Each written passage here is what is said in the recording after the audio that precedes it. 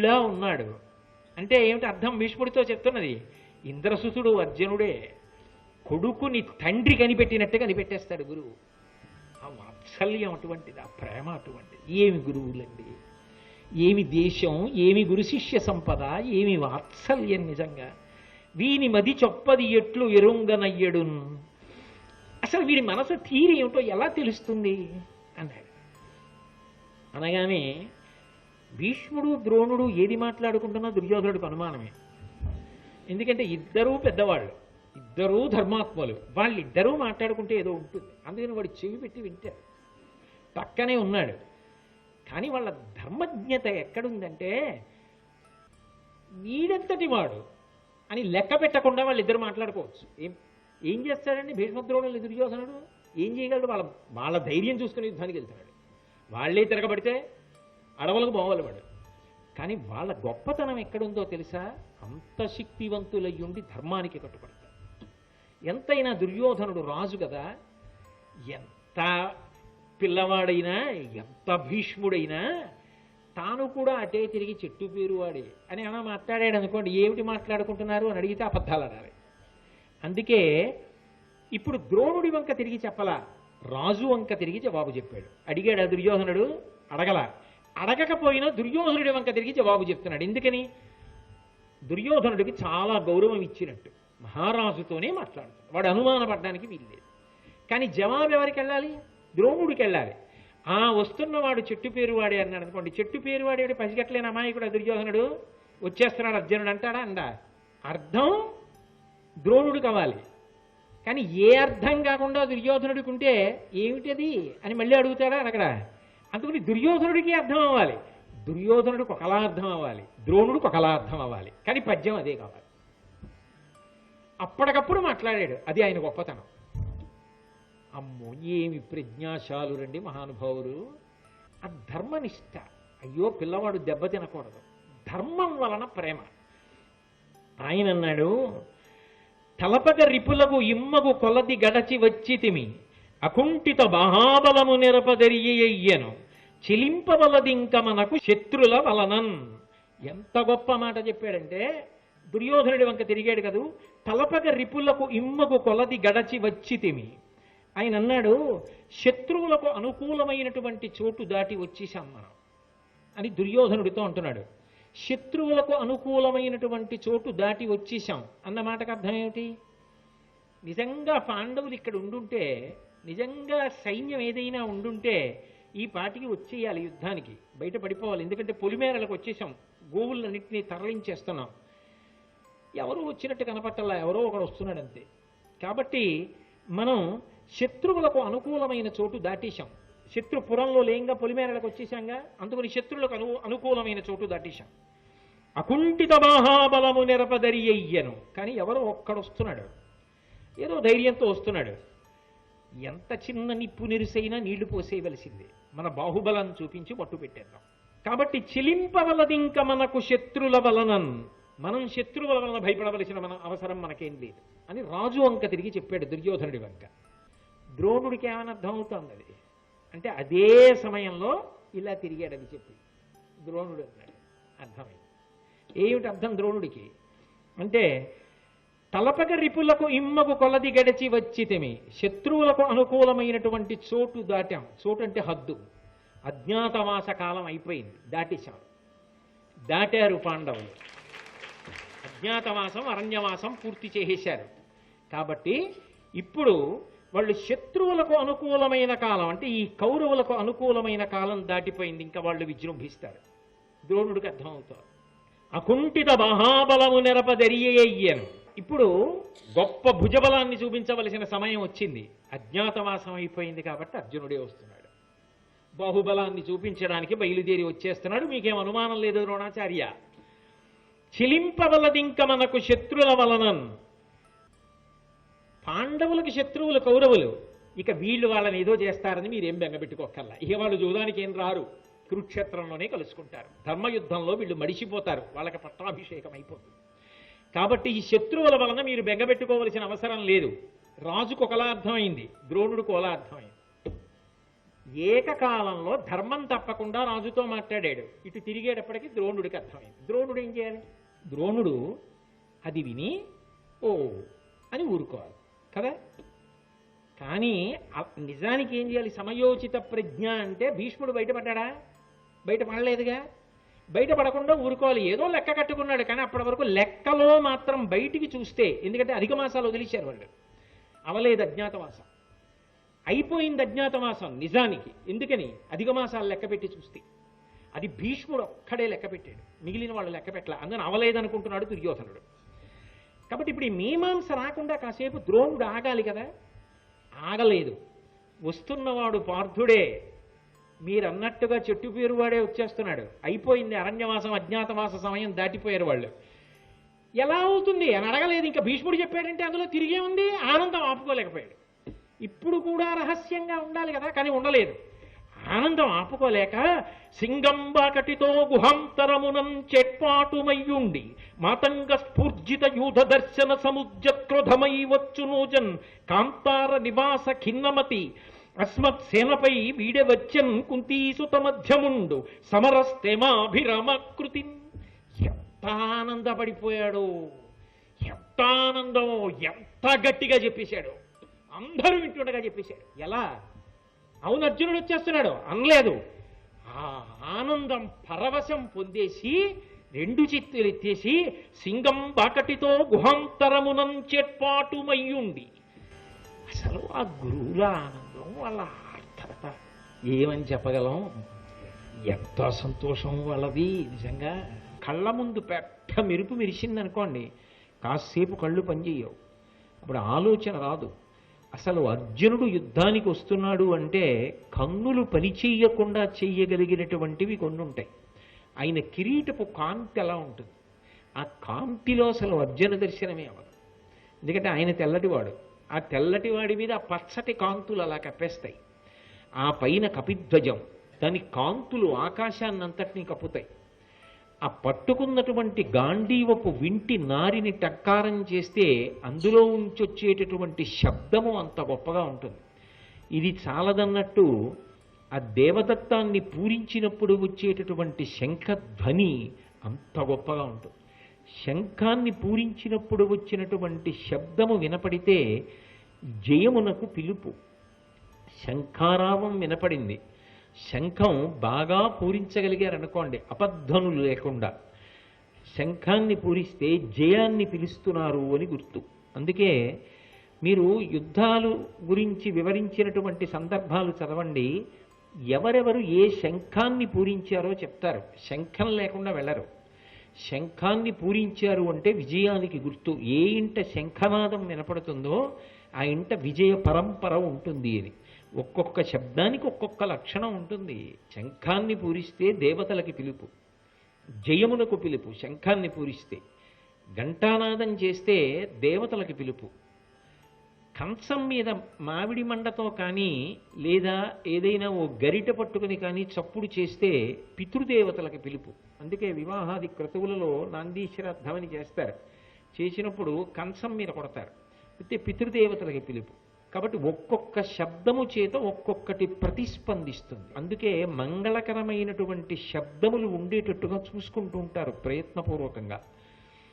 అర్జునుడు వస్తున్నాడు అంటే అసలు కళ్ళు పనిచేయవు కొన్నిటి వల్ల, చెవులు పనిచేయవు కొన్నిటి వల్ల.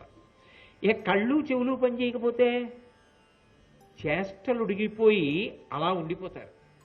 అలా ఉండిపోయిన తర్వాత యుద్ధం చేసే శక్తి సగం పోతుంది. చాలామంది బలహీనులైన వాళ్ళైతే గుండె బద్దలై చచ్చిపోతారు. పిడుగుబాటుకు ఎలా మరణిస్తారని వేదం చెప్తుందో అలాగే ఆయన వింటినారి శబ్దానికి అలా పడిపోతారు. అంటే అసలు అర్జునుడనేటటువంటి వాడి యుద్ధానికి ప్రారంభం అలా ఉంటుంది. ఇంకా విచిత్రం ఏమిటో తెలుసా? ఆయన శరీరం పొంగుతుందిట. ఆ యుద్ధానికి వెళ్ళినప్పుడు ఎంత పెద్ద సైన్యం కనపడుతుందో, తాను ఒక్కడే ఉన్నాడు, తన వెనక సైన్యం లేకుండా ఒక్కడే ఉన్నాడు అనుకోండి, అంత పొంగుతుందిట శరీరం. అంత ఆనందపడిపోతాడట. అబ్బా ఇవాళ కదురా తగిన ఆహారం దొరికింది నాకున్న అస్త్రాలకని పొంగిపోతాడట. ఆ పొంగిపోయాడని గుర్తు ఏమిటని అడిగారు. పొంగిపోయాడని గుర్తు ఏమిటంటే ఆయన చెవులను దాటి ఈ భుజములు పైకెక్కుతాయిటిలాగా. అంత పొంగుతట ఆనందంతో, అంత ఆనందపడి యుద్ధానికి వస్తాట. అందుకే ఉత్తర గోగ్రహణ సమయంలో ఒక ఆశ్చర్యకరమైన సందర్భం జరిగింది. ఆయన యుద్ధానికి వస్తే దేవతలందరూ కూడా తమ విమానములను ఎక్కి వచ్చారు. ఎందుకు వచ్చారు అంటే భీష్మ, ద్రోణ, కర్ణ, దుర్యోధన, అశ్వత్థామ, కృపాచార్యాది వీరులు ఒక పక్క, ఇతర సైన్యం ఒక్క అర్జునుడు ఒక పక్క. మ్రొక్కవోని ధైర్యంతో వచ్చేస్తున్నాడు. ఇంత గొప్ప ధైర్యంతో వస్తున్నవాడు ఒక పక్క, మిగిలిన వాళ్ళందరూ ఒక పక్క. ఏం చేస్తారు అసలు? కించిత్తైనా భయం ఉంటుందా? చూడాలని దేవతలు వచ్చారట. దేవతలు కాదు, దేవేంద్రుడు వచ్చారట. తన కొడుకు యుద్ధం కదా మరి. ఆయన వచ్చాడు. ఆయన వస్తుంటే పాండురాజు గారు అన్నాడు, అర్జునుడు నాకు కొడుకు కదూ, అసలు నా కొడుకు కదా, నీ అంశలో రమ్మని ప్రార్థన చేసిన వాడిని నేనందుకుని నేను వస్తానన్నాడు. అంటే ఈ శరీరం పడిపోయిన తరువాత చేసిన పాపపుణ్యముల వలన ఏ స్థానాలు పొందుతారో నిర్ణయిస్తాయి. ఇవి పంచమ వేదం కదూ, అందుకని అవి నిరూపణం చేస్తాయి. పాండురాజు గారిని ఇంద్రుడు తన రథంలో ఎక్కించుకుని వచ్చాడు. ఎక్కించుకుని వస్తే దివ్యమైన వాహనం మీద ఆకాశంలో నిలబడ్డారు. ఇంద్రుడు సమున్నతమైన సింహాసనంలో కూర్చుంటే పక్కన పాండురాజు కూడా సింహాసనంలో కూర్చుని అర్జునుడి యొక్క యుద్ధం చూస్తున్నాడు. యుద్ధం చూస్తుండగా ఇంత భయంకరమైనటువంటి యుద్ధం ప్రారంభమైంది. ప్రారంభమైతే వెంటనే ద్రోణాచార్యుల వారు పాపం, ఆయన శాస్త్రం చదువుకున్నవాడు, ఉన్నమాట చెప్తాడు. ఆయన వచ్చినవాడు ఫల్గునుడు కాబట్టి అంత తేలికగా జయం ఎలా కలుగుతుంది? జయం కష్టం. పైగా మన వైపు అపశకునాలు కనపడుతున్నాయి. అపశకునాలు కనపడుతున్నాయి అంటే మనమంత తేలిగ్గా విజయం సాధిస్తామని చెప్పడం సాధ్యం కాదు. కాబట్టి ఒక వ్యూహాన్ని అమలు చేద్దాం. ముందు రాజు బయలుదేరుతాడు, దుర్యోధనుడు. అంటే సామ్రాజ్యం వైపు, హస్తినాపురం వైపుకి వెళ్ళిపోతాడు. వెళ్ళిపోతున్నప్పుడు మందలన్నీ కూడా ఆయన వెంట నడిచేస్తాయి. మందలు నడుస్తాయి, రాజు నడుస్తాడు. రాజు వెంట పావు వంతు సైన్యం నడుస్తుంది. ఇప్పుడు రాజు క్షేమంగా ఉంటాడు. మందలని హస్తినాపురానికి తీసుకెళ్ళిపోతాడు. దాని వలన వచ్చిన ప్రయోజనం నెరవేరుతుంది. మనం అందరం తలకొక వైపు నిలబడి సైన్యాన్నంతటినీ సమాయింతం చేసి అడ్డుగోడగా నిలబడదాం. మనని భేదిస్తే కదా దుర్యోధనుడి దగ్గరికి వెళ్ళడం. దుర్యోధనుడి దగ్గరికి వెళ్ళి ఆపితే కదా మందల్ని వెనక్కి తిప్పడం. ఈలోగా మందలు సీమ దాటిపోతాయి. సీమ అన్న మాట అర్థం ఏంటంటే హద్దు అని. కాబట్టి సీమ దాటుతాడు దుర్యోధనుడు. ఈలోగా మనం అర్జునుడిని ఆపుదాం, ఆపి యుద్ధం చేద్దాం. కాబట్టి మీ అందరూ సిద్ధపడండి, ఆయన ఆపడం అంత తేలిక కాదన్నాడు ద్రోణాచార్యుల వారు. అని అచ్చెరువైన విక్రమమున గలికన్ సమరంబు కోరి వచ్చుచురున్నవాడు బలభద్రిపు భీషణ బాహుడైన వివత్సుడు ఇంక మిన్నక వివాదము చేసిన బోవ ఈయడన్ పొచ్చము లేని బల్మగల బోరి కమర్పము దర్పమేర్పడన్ అన్నాడు. వచ్చినవాడు ఏదో అంత తేలిగ్గా గెలిచేద్దామని చెప్పి మనందరం సంతోషంగా నిలబడేటటువంటి వీరుడు కాడు. మట్టు పెట్టేస్తాడు. అసలు ఆ వస్తున్న కాంతి చూసారా, శబ్దం చూసారా? అందుకని జాగ్రత్త పడండి. అంత తేలిక కాదు విజయం. ఏదో చాలా తేలిగ్గా వచ్చేస్తుంది, ఒక్కడే వస్తున్నాడు అని అనుకోకండి అన్నాడు. అనేటప్పటికీ మొట్టమొదట కోపం ఎవరికి వచ్చింది అంటే కర్ణుడికి వచ్చింది. కర్ణుడు అవిధేయత కలిగినవాడు. లోకంలో మీకు ఎంత చిన్న విభూతి ఉండనివ్వండి, ఎంత పెద్ద విభూతి ఉండనివ్వండి, దానికి పక్కన ఒక లక్షణం మాత్రం ఉండి తీరాలి. వినయం అనేటటువంటిది లేదనుకోండి, ఆయన ఎంత పెద్ద గుణ సంపద కలిగిన వాడైనా అంత బరువైన వాడు, ఆయన్ని భరించడం కష్టం. ఆ వినయం లేదనుకోండి, నా అంతవాణ్ణి నేను అని ప్రవర్తించే వ్యక్తి అయితే ఎవరికైనా కష్టంగా ఉంటుంది భరించడం. కాదు, ఇమడగలగాలి. ఎక్కడ తాను ఎలా ఉండాలో అలా ఉండడం నేర్చుకున్నవాడు, వినయంతో ఉండగలిగిన వాడు ఎవరు ఉంటాడో ఆ వినయ సంపత్తిని పెంచుకున్నవాడు ఎక్కడ ఉన్నా సరే ఆదరింపబడతాడు. ఆయన ఆస్తి. అందుకే సమర్థత ప్రధానం కాదు, సమర్థతతో పాటు వినయం ప్రధానం. కృపాచార్యుల వారు ఒక మాట చెప్పాడు. ఏమి ద్రోణాచార్యుల వారు చెప్పిన మాటలో తప్పేమిటి? కర్ణుడా, ద్రోణుడు చెప్పిన మాటని తప్పు పట్టుకొని ద్రోణుడు తక్కువ అన్నట్లుగా నువ్వు మాట్లాడుతున్నావు కదా. ఇంత సైన్యం ఉంది, అర్జునుడు ఏం చేస్తాడు, నేను ఒక్కడిని చాలు, మీరెవరూ యుద్ధం చెయ్యక్కర్లేదు, మీరు వెళ్ళిపోండి, ఆవులు ఎలా వెళ్ళిపోతాయో అలాగే మీరు వెళ్ళిపోండి, నేను యుద్ధం చేస్తాను, లేకపోతే పక్కన నిలబడి చూడండి. అంత గొప్పవాడా అర్జునుడు? నాకన్నా బాగా చేయగలడా? నేను అస్త్రప్రయోగం చేస్తే తట్టుకోగలడా? నిలబడగలడా యుద్ధభూమిలో అని ఇన్ని ప్రేలాపనలు పేలుతున్నావు కదా. మరి ఇంతకు ముందు కూడా నీకు అవకాశం వచ్చిందిగా. ద్రౌపదీదేవి యొక్క స్వయంవర సమయంలో వెళ్ళావుగా, నీతో పాటు దుర్యోధనాదులు ఉన్నారుగా. అప్పుడు అర్జునుడు ఒక్కడేగా యుద్ధం చేశాడు. అర్జునుడని నీకు తెలియదు, బ్రాహ్మణ వేషంలో ఉన్నాడు. మరి అర్జునుడిని గెలవలేకపోయావే, ఓడిపోయి పారిపోయి వచ్చావే. అప్పుడు గెలవలేకపోయావు. వేరొకసారి అర్జునుడు ఒక్కడే ఖాండవనాన్నంతటినీ దహనం చేసినవాడు, అగ్ని యొక్క అనుగ్రహం చేత గాంధీవం పుచ్చుకున్నవాడు. మరి నువ్వెందుకు దహించలేకపోయావు ఖాండవనాన్ని? ఒక్క అర్జునుడేగా ఖాండవనాన్ని దహించింది. మరి ద్రోణాచార్యుల వారు చెప్పిన మాటలో తప్పెక్కడుంది? ఒక్కడు చెయ్యగలడు ఆయన అని చెప్పడానికి గతంలో ఆయన చేసిన సందర్భాలు ఉన్నాయిగా. ఉన్నప్పుడు నువ్వు అది తప్పన్నట్టుగా ఎలా మాట్లాడుతున్నావు? అన్నిటినీ మించి యాదవులందరినీ ఓడించి ఒకప్పుడు సుభద్రా పరిణయం చేసుకున్నాడు ఒక్కడే, ఆయనకేం సహాయం లేదు. అలా ఆనాడు సుభద్రని పరిణయం చేసుకున్నాడుగా. ఒకప్పుడు చిత్రసేనుడు అనేటటువంటి గంధర్వుడు ఆయన మీదకి యుద్ధానికి వస్తే ఆ గంధర్వుడిని ఆయన యుద్ధం చేసి ఓడించాడుగా.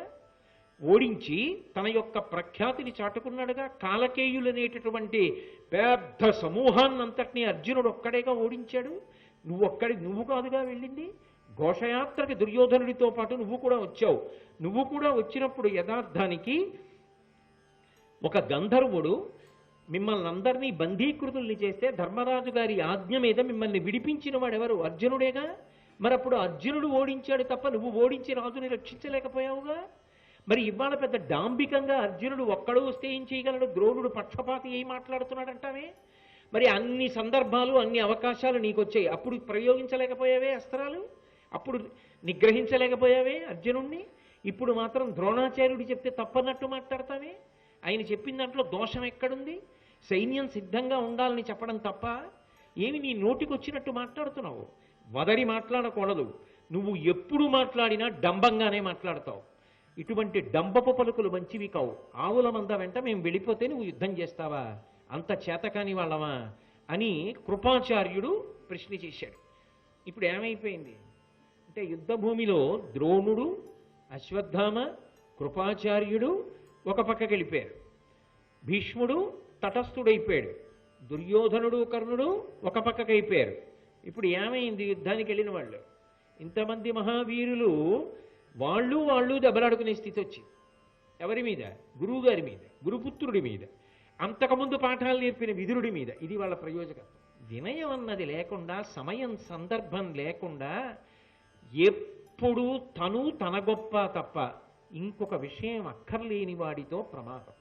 నేను ఒక్క మాట చెప్తాను. కర్ణుడా, సమయా సందర్భములు తెలియకుండా, పెద్దలను ఉద్దేశించి మాట్లాడేటప్పుడు ఎలా మాట్లాడాలో తెలియకుండా, నాలుక మీద అదుపు లేకుండా మాట్లాడుతుంటావు. ఇలా నువ్వు మాట్లాడిన మాటలు పరమ ప్రమాదములను తీసుకొస్తాయి. ఒక పక్కన అరివీర భయంకరుడైన అర్జునుడు వచ్చేస్తున్నాడు. ఇప్పుడు మనలో మనకి కలహమా? మనలో మనం ఇలా నిందించుకోవడమా? అసలు ప్రయోజనం పక్కన పెట్టడమా? వీళ్ళన్న మాటలకి నేను క్షమాపణ చెప్తున్నాను. నా క్షమాపణ ఆమోదించి మనందరం కలిసి యుద్ధం చేద్దాం. దయచేసి మీ మనసులో కలిగిన ఖేదాన్ని పక్కన పెట్టండి. అది పెద్దరికం అంటే. ఎక్కడి భీష్ముడండి, ఎక్కడి మహానుభావుడు? అంత పెద్దవాడు భీష్ముడు క్షమాపణ చెప్పి వ్యవస్థ ప్రయోజనాన్ని సాధించాడు. ఇప్పుడు అర్థమైంది దుర్యోధనుడికి, కర్ణుడికి ఎంత తప్పు చేసేశారో. భీష్ముడు క్షమాపణ చెప్పాడు కదా. ఇప్పుడు కర్ణుడితో కలిసి వచ్చి ద్రోణాచార్యుల వారికి క్షమాపణ చెప్పారు. పొరపాటు అయిపోయింది, చటుక్కున ఏదో మాట్లాడేశాం, గురువుగారు మనసులో పెట్టుకోకండి, పెద్దవారు దయచేసి మమ్మల్ని నియంత్రించండి, మీరు ఎలా వ్యూహరచన చేస్తే అలా యుద్ధం చేద్దాం అని మళ్ళీ ద్రోణాచార్యుడితో మాట్లాడారు. గురువుకి అర్జునుడిని చూడడం ఎంత సంతోషమో, అర్జునుడికి గురువు గారిని చూడడం అంత ఆనందం, అంత వినయం. అందుకే కాంచనమయ వేదికా కనత్యేతనోజ్వల విభ్రమమువాడు కలశజుండు సింహలాంగూల భూషిత నభోభాగ కేతు ప్రేంఖణమువాడు ద్రోణసుతుడు. గురువుతో సమానం గురుపుత్రుడు. అందుకని గురుపుత్రుణ్ణి చెప్తున్నాడు ఇప్పుడు. చెప్తూ అదిగో రథం మీద పతాక ఉంది, ఆ పతాకం మీద సింహం యొక్క తోక ఎగురుతోందే, తోక ముద్రింపబడి ఉన్నదే, పతాకం మీద సింహము యొక్క తోక ఉన్న రథమున్నాడు వాడున్నాడే, ఆయన మా గురుపుత్రుడు అన్నాడు తప్ప పేరు చెప్పలేదు. గురువుతో సమానం కదా, ద్రోణసుతుడు, ద్రోణుడి యొక్క సుతుడు అన్నాడు. ఇక్కడ ద్రోణుడి పేరు చెప్పాడు, కానీ ద్రోణసుతుడు ఎవరో పేరు అన్నాడు. ద్రోణసుతుడు. కనక గోవృష సంద్రకాంతి పరిస్ఫుట ధ్వజ సముల్లాసంబువాడు కృపుడు. బంగారు రంగులో ఉండేటటువంటి ఆవు ఎద్దు కలిసి ఉన్నటువంటి ఆ పతాకం రథం మీద ఎగురుతున్నవాడున్నాడే ఆయన కృపాచార్యుడు.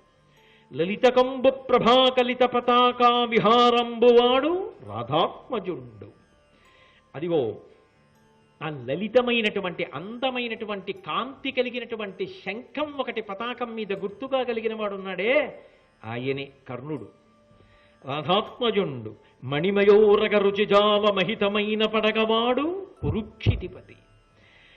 మాణిక్యములతో తయారు చేయబడినటువంటి పడగ, ఒక పాము యొక్క పడగని తన పతాకం మీద గుర్తుగా పెట్టుకున్న రథంలో నించున్నాడే వాడు దుర్యోధనుడు. కురుక్షితిపతి మహోగ్ర శిఖర ఘనతాళ తరువగు శిడమువాడు సురనదీసూనుడు. చివర చెప్పినా తక్కువవాడు కాడు. ముందు గురువుని చెప్పాడు, అంత గొప్ప చివర చెప్పాడు. ఊరేగింపు కూడా ఏమిటంటే ముందు ఎంత పెద్దవాళ్ళు ఉంటారో వెనక అంతమంది పెద్దలు ఉండాలి. కాబట్టి మహానుభావుడిని పరిచయం చేస్తున్నాడు, విశేషణం వేసి చెప్తున్నాడు. జీవితంలో ఈ సంస్కారం అలవాటు కావాలండి. కొంతమంది పెద్దల పేర్లు చెప్పేటప్పుడు ఆ గౌరవం, ఆ మర్యాద, చక్కగా అలా మాట్లాడడం రావాలి, ఆ సంస్కార బలం. అంతేగాని అందరినీ ప్రతివారిని పట్టుకుని ఏకవచన ప్రయోగం చేయడం, ఎదురుగుండా లేరు అనేటప్పటికీ తక్కువ చేసి మాట్లాడుతూ ఉండడం, అది తగినంత ప్రాతిపదిక లేకుండా విమర్శ చేయడం, ఇవి హేయమైనటువంటి విషయాలు. వాటి జోలికి వెళ్ళకూడదు. సంస్కార బలం అంటే తన ఎదురుగుండా శత్రువుగా నిలబడినా కూడా ఎంత మర్యాదగా మాట్లాడుతున్నాడో చూడండి. ఇది అర్జున సంస్కారం అంటే. కాబట్టి శిఖర ఘనతాళ తరువగు శిడమువాడు. పెద్ద శిఖరం ఎలా ఉంటుందో అంత పెద్ద తాటి చెట్టు గుర్తుగా పతాకం మీద ఉన్నాడే ఆయన సురనదీసూనుడేర్పడ చూసికొనుము. అదిగో మహానుభావుడు గాంగేయుడు. ఆ గాంగేయుడున్నాడే ఆయన భీష్మాచార్యుల వారు, మా వంశానికి అంతటికీ పెద్దవాడు అని ఆ భీష్మాచార్యుల వారిని చూపించాడు. చూపించి వెంటనే ఉత్తర కుమారుడితో ఒక మాట చెప్పాడు. మరి సారథిగా ఉన్నాడు కదూ, గురునకు ప్రదక్షిణంబుగ నరదము పోనిత్తము. ఎదురుగుండా ఉన్నవారు గురువు గారు సుమా. ఎట్టి పరిస్థితులలో నువ్వు రథం నడిపేటప్పుడు గురువు గారికి అప్రదక్షిణంగా మన రథం వెళ్ళడానికి వీల్లేదు. ఎంత మర్యాద చూడండి. అంటే గురువు గారు నా కుడి చేతి పక్కకు ఉండాలి తప్ప ఆయన నా ఎడం చేతి పక్కకు వచ్చేలా రథం నడపద్దు. ఎడం పక్కకు వస్తే అప్రదక్షిణం. దక్షిణం అంటే కుడి, ప్రదక్షిణం అంటే ఎంత తిరిగినా కుడి పక్కకే ఉంటే ప్రదక్షిణం అంటారు. నువ్వు తెలియక రథం నడిపేటప్పుడు సారథిగా మొట్టమొదటిసారి కూర్చున్నావు కదా, రథాన్ని చటుక్కున ఆయనకి అప్రదక్షిణంగా తీసుకెడతావేమో, తీసుకెళ్ళద్దు. ఎప్పుడూ కూడా ఆయన రథం నాకు కుడి చేతి వైపు ఉండాలి, ఆయనకి ప్రదక్షిణంగా వెళ్ళాలి తప్ప అప్రదక్షిణంగా వెళ్ళకూడదు. మొత్తం కురువంశంలో ఉన్న వాళ్ళమందరం విలువిద్య ఆయన దగ్గరే నేర్చుకున్నాం. నాకే కాదు, మా అందరికీ ఆయన గురువు. ఇంతమంది శిష్యుల్ని తయారు చేసిన మహానుభావుడు. చాలా జాగ్రత్త సుమా. ఎంత గొప్పగా మాట్లాడాడండి. శస్త్రప్రకార నిపుణుండు, అస్త్రవిదుడు, దూరపాతన అభీలుడు, వర్చస్త్రాసిత రిపుడు, ధనుశాస్త్ర పరిజ్ఞాన ఘనుడు, అసదృశుడు శక్తిన్. ఏమనుకుంటున్నావు మా గురువుగారంటే? ఉత్తర కుమార, శస్త్రప్రకార నిపుణుడు. ఏదైనా ఒక శస్త్రాన్ని ప్రయోగించడం అంటే ఆయన తర్వాతే. శూలమైన, కత్తి అయినా, ఏదైనా సరే, తోమరమైనా అలా ప్రయోగిస్తాడు. అంత నైపుణ్యం ఉన్నవారు మా గురువుగారు. అస్త్రవిదుడు, సమస్త అస్త్రములు ఆయనకి తెలుసు. దూరపాతనాభీలుడు, ఎంత దూరంలో ఉన్న లక్ష్యాన్నైనా సరే గురి చూసి కొట్టగలరు మా గురువుగారు. వర్చస్త్రాసిత రిపుడు, ఆయన కొట్టడం వరకు ఎందుకయ్యా, ఆయన వర్చస్సు చాలు పడగొట్టేస్తుంది అవతల వారిని. ఆ వస్తున్నవాడి కిరీటం, శంఖం, కపిధ్వజం వింటినారి దానికి పొంగిపోయాడు గురువుగారు. గురువుగారి వర్చస్సు గురించి పొంగిపోతున్నాడు శిష్యుడు. అది గురు శిష్య సంబంధం అంటే, అది వాళ్ళ ప్రేమ అంటే. కాబట్టి వర్చస్త్రాసిత రిపుడు, ధనుశాస్త్ర పరిజ్ఞాన ఘనుడు. ధనుశాస్త్రంలో ఇన్ని మించిన వాడు లేరు, అంత ఘనుడు. అసదృశుడు శక్తిన్, ఆయన అసలు పక్కన పోల్చి చూపించడానికి ఇంకొకడు ఆయనతో ఉండరు. అంతటి మహానుభావుడు. గురువు అన్న మాట ఎక్కడ వాడినా అదే ఉండాలి. మా గురువు గారి కన్నా నాకు తెలిసినంత వరకు ఘనులు ఎవరూ లేరనే అనాలంతే. అదే గురువు అంటే గొప్ప. ఆయన నిజంగా అంతటి వాడా కాదా పక్కన పెట్టండి, మీ గురి అలాగే ఉండాలి, నా గురి అలాగే ఉండాలి. గురు శిష్య సంబంధం అంటే అలా ఉంటేనే గురు శిష్య సంబంధం అంటారు. కాబట్టి ఈతనితోడి కయ్యమునకియ్య కొనందగదు ఏను దుష్పథజ్యూత జయోద్ధతుండకు సుయోధనునిన్ పరిమర్పబోవుచో శాత శరోత్కరుంబితడు చక్కగా చేయునో నన్ను నేయడో చూతము తానమున్ననికి చుచ్చిన జొత్తముగాక పిమ్మటన్. ఉత్తర కుమార ఒక్క విషయం జ్ఞాపకం పెట్టుకో, అసలు మనకు ఆయనతో యుద్ధమే వద్దు. తానమున్ననికి చొచ్చిన చొత్తముగాక పిమ్మటన్. ముందు గురువు గారి యుద్ధానికి వస్తే అప్పుడు యుద్ధం చేద్దాం తప్ప ముందు మనం మాత్రం గురువు గారి మీద యుద్ధానికి వెళ్దాం. సరే, యుద్ధం జరిగింది. జరిగిన తరువాత అందులో ఆశ్చర్యం ఉందండి. ఉత్తర క్షణంలో గోవులన్నింటినీ మరలు చేశాడు, సమ్మోహనాస్త్రం ప్రయోగించాడు. అందరూ కింద పడిపోయారు, ఒక్క భీష్మాచార్యుల వారు తప్ప. ఆయన వశపడడం. బొమ్మ పొత్తికలు కూడా తెచ్చేసుకున్నాడు. ఉత్తరకి మాట ఇచ్చినందుకు ఉత్తర కుమారుడు. అర్జునుడు విజయం సాధించాడు. అందరూ పడిపోయారు. అర్జునుడు వెళ్ళిపోయాడు. ఆ తర్వాత లేచి ఏడు అర్జునుడు అన్నాడు. భీష్మాచార్యుల వాడు చెప్పాడు, అదృష్టం వదిలిపెట్టేశాడు, కుత్తుకలు కత్తిరించేయలేదు, వదిలేయండి ఇక్కడతో కార్యక్రమాన్నని. ఆవులు విడిపోయి ఖిన్నమతి అయి దుర్యోధనుడు సిగ్గుతో అవమానంతో వెనక్కి తిరిగి వెళ్ళిపోయాడు. విరాట పర్వంలో ద్రోణాచార్యుల వారు అక్కడి వరకు కనపడతారు. శ్రీ ఉమామహేశ్వర పరబ్రహ్మార్పణమస్తు. స్వస్తి.